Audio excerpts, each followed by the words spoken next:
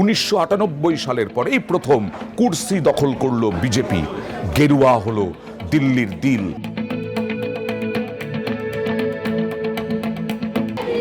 তিনবার মুখ্যমন্ত্রী হওয়ার সুযোগ আর পেলেন না অরবিন্দ কেজরিওয়াল। এমনি কিছু তথ্য ছাড়াই কি অরবিন্দ কেজরিওয়ালকে জেলে পুরে দিল, মনীষ সিসোদিয়াকে জেলে পুরে দিল। আবগারি নীতি কিন্তু শেষ করে দিল অরবিন্দ কেজরিওয়ালকে, যে আবগারি নীতি পরবর্তী সময়ে তারা কিন্তু তুলে নিতে বাধ্য হয়েছিলেন।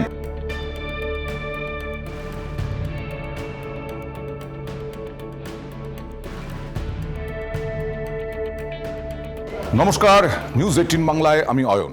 আজকে দিল্লি নিয়ে কিছু কথা। দিল্লির রং গেরুয়া, দিল্লির দিল গেরুয়া। কিভাবে হলো? 48টা আসনে প্রায় জয়লাভ করলো বিজেপি, যেখানে 62টা আসনে জয়লাভ করেছিল 2020 সালে আম আদমি পার্টি অরবিন্দ কেজরিওয়ালের নেতৃত্বে। তিনবার মুখ্যমন্ত্রী হওয়ার সুযোগ আর পেলেন না অরবিন্দ কেজরিওয়াল। কংগ্রেসই হারিয়ে দিল বলা যায় আম আদমি পার্টিকে। কংগ্রেস হারালো, কংগ্রেসের ওপরে ঘাড়ে দোষ দেব না অরবিন্দ কেজরিওয়াল বা আম আদমি পার্টির বিভিন্ন ধরনের অভিযোগ, বিভিন্ন ধরনের ব্যর্থতাকে দোষ দেব। এইটা হচ্ছে বিষয়। একটু প্রথম থেকে আসি।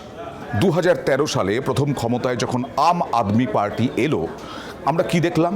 নিশ কয়েকজন মানুষ, অর্থাৎ নিশ বলতে একটু সমাজের অন্য লেভেলে, একটু শিক্ষিত, যারা doctor, professor, IAS, IPS, IRS এই রকম ধরনের যারা, তারা মিলে একটা পার্টি গঠন করলেন।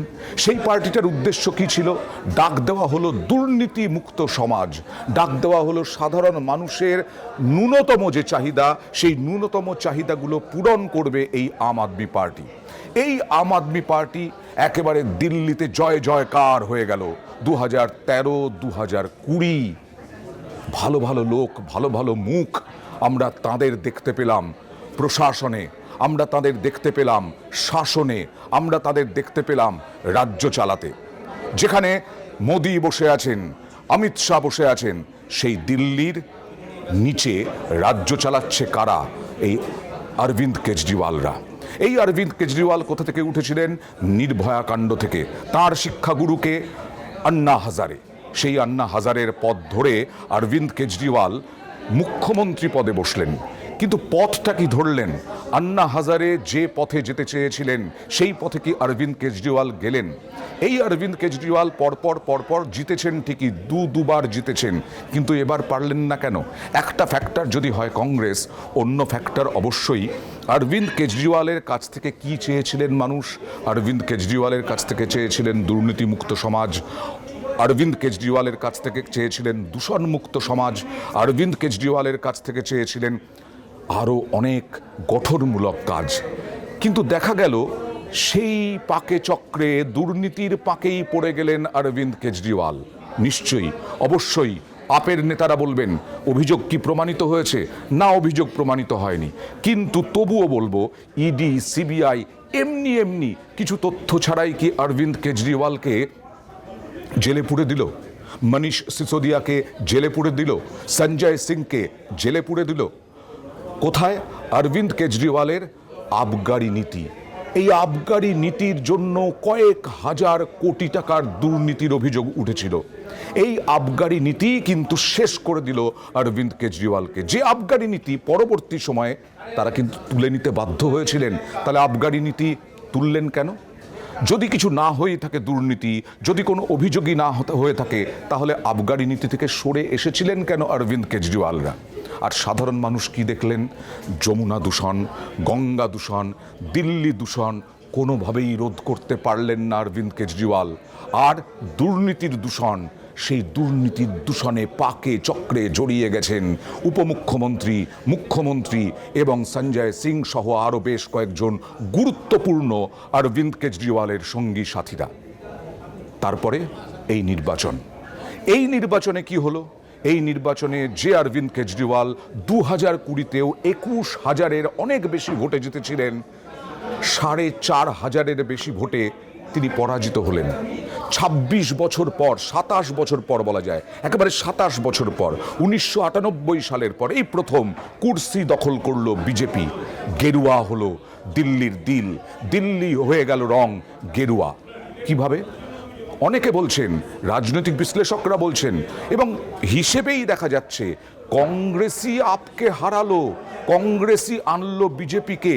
কারণ আপ কংগ্রেসের সঙ্গে ঝগড়া, কংগ্রেসের আপের সম্বন্ধে নেতিবাচক দৃষ্টি, এই সব মিলিয়ে কংগ্রেস আপের বিরুদ্ধে লড়াইয়ে যেতে শুরু করলো। কিন্তু কংগ্রেস শূন্য হলো, কংগ্রেস হাত শূন্য থাকলো, একটা আসনও পেল না। তাহলে নিজের নাক কেটে পরের যাত্রা ভঙ্গ করে কি লাভ হলো? আসলে কি হলো বিষয়টা? এটা কি কংগ্রেসের শীর্ষ নেতৃত্বের কৌশলগত ত্রুটি? কারণ বড় বড় নেতৃত্বকে প্রার্থী করা হলো, সেই প্রার্থীরা প্রচুর পরিমাণ ভোট কাটলেন, মুসলিম সংখ্যালঘুরা কংগ্রেসকে ভোট দিলেন, কারণ আপের ব্যর্থতায়, কোট আনকোট আপের ব্যর্থতায় তারা অখুশি। অন্যদিকে মধ্যবিত্ত তারাও অনেকটা কংগ্রেসের দিকে ঝুঁকলেন। অর্থাৎ অনেক জায়গায় দেখা যাচ্ছে আপ এবং বিজেপির মধ্যে যে পার্থক্য, যে ব্যবধান, তার থেকে বেশি ভোট পেয়েছে কংগ্রেস। তাহলেই বুঝুন আপের ভোটটা ছিল কংগ্রেসেরই ভোট। 2013 সালে যখন ক্ষমতায় আসে আপ অরবিন্দ কেজরিওয়ালের নেতৃত্বে, তখন আপের ভোটটা কংগ্রেস থেকেই এসেছিল। আর সেই ভোটটাই যখন কংগ্রেসের দিকে ফিরে যাচ্ছে, তখন আপ দুর্মুষ হয়ে যাচ্ছে। 62 থেকে 22টা সিটে নেমে এলো অরবিন্দ কেজরিওয়ালের দল।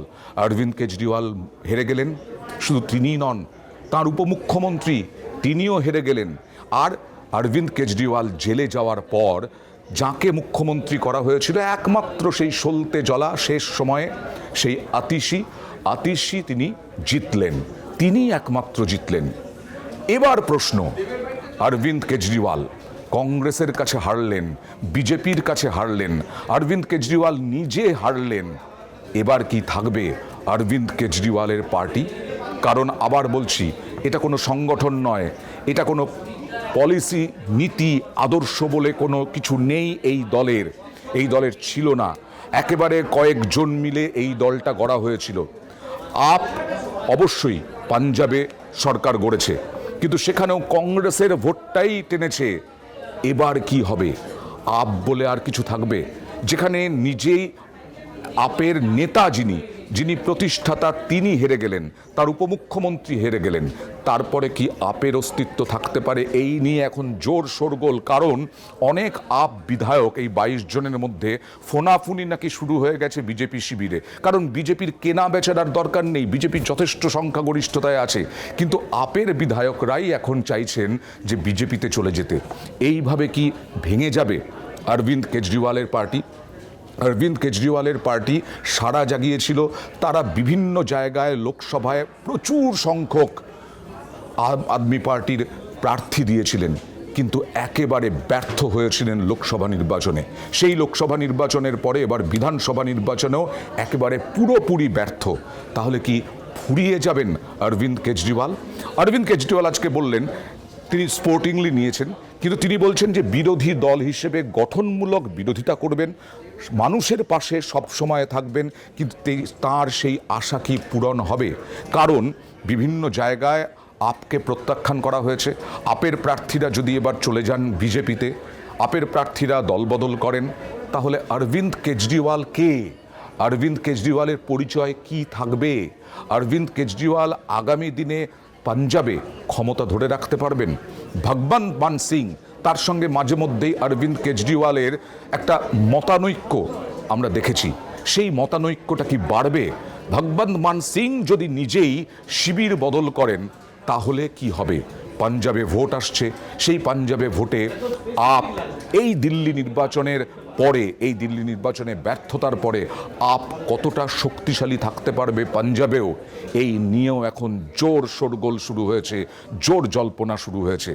আর কংগ্রেসের অবস্থা কি হবে? অনেকেই বলছেন কংগ্রেসের উচিত এবার ইন্ডি যে জোট, সেই ইন্ডি জোটটাকে নেতৃত্ব দেওয়ার যে দায়িত্ব, সেই দায়িত্ব নিজের হাতে না রাখার অভ্যেসটা, নিজের হাতে রাখার অভ্যেসটা বদল করুক, নিজের হাতে নয় আঞ্চলিক দলগুলির হাতে দিক। কারণ কংগ্রেস একা লড়ে আর কোথাও না, মহারাষ্ট্রে ভরাডুবি হয়েছে, আমরা হরিয়ানায় দেখলাম ভরাডুবি হয়েছে, এখানেও ভরাডুবি। সুতরাং অনেকের মতে কংগ্রেস যদি অস্তিত্ব টিকিয়ে রাখতে চায় এবং বিজেপির বিরুদ্ধে সত্যি সত্যি যদি লড়তে চায়, তাহলে কংগ্রেসকে আঞ্চলিক দলগুলোর সঙ্গেই হাত মেলাতে হবে। যদিও কংগ্রেসের ঐতিহ্যই হচ্ছে, অনেকেই বলেন অহংভাব, একা কংগ্রেস একটাই শতাব্দী প্রাচীন জাতীয়তাবাদী দল। সেই জাতীয়তাবাদী দল হিসেবে কতটা এখনো পর্যন্ত তাদের অবস্থানে অনড় থাকবে, তাদের জেদে অনড় থাকবে, নাকি একটু নরম হয়ে আঞ্চলিক দলগুলোকে গুরুত্ব দেওয়ার চেষ্টা করবে, এখন সেটাই দেখার।